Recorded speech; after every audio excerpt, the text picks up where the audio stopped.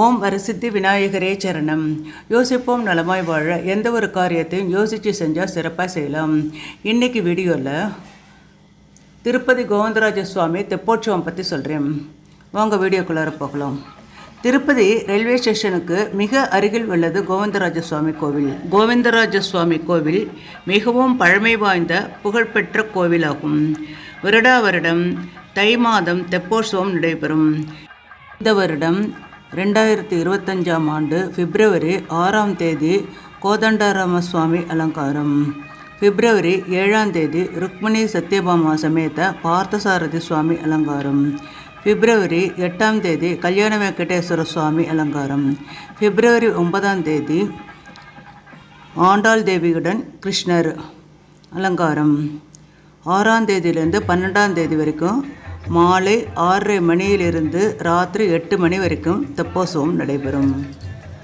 கடவுளின் உருவங்கள் மின்சார ஒளியில் மிகவும் அழகாக காணப்படுகிறது. தெப்பமும் தண்ணீரில் இருக்கும் மண்டபமும் மின்சார விளக்குகளால் மிகவும் அழகாக அலங்கரிக்கப்பட்டுள்ளது. மின்சார விளக்குகளின் ஒளி வெள்ளம் தண்ணீரில் பிம்பங்களாக காணப்படுகிறது. பல நிறங்களில் காணப்படுது பாருங்கள், ரொம்ப அழகாக இருக்குது. இதுதான் கோவிந்தராஜ சுவாமி கோயில் கோபுரம். தெப்பம் நகர்ந்து வந்து கொண்டே இருக்கிறது. 4 பக்கத்துலேயும் ஆரத்தி காமிப்பாங்க. தெப்பம் ஒவ்வொரு சுற்று வலம் வரும்போதும் ஒவ்வொரு நிகழ்ச்சிகள் நடைபெறும். முதல் சுற்றில் வேதம் ஓதப்படும். 2வது நாதஸ்வர கச்சேரி. 3வது அன்னமய கீர்த்தனைகள். இது போன்று ஒவ்வொரு நிகழ்ச்சிகளாக நடைபெறும். தெப்பத்தில் வண்ண வண்ண பூக்களால் அலங்கரிக்கப்பட்ட சுவாமி அமர்ந்திருக்கிறார். தெப்பம் மிதந்து வந்து கொண்டே இருக்கிறது. அது பார்க்குறதுக்கு ரொம்ப அழகாக இருக்குது. இப்போ அன்னமய கீர்த்தனை பாடுறங்க, நீங்களும் கேளுங்க.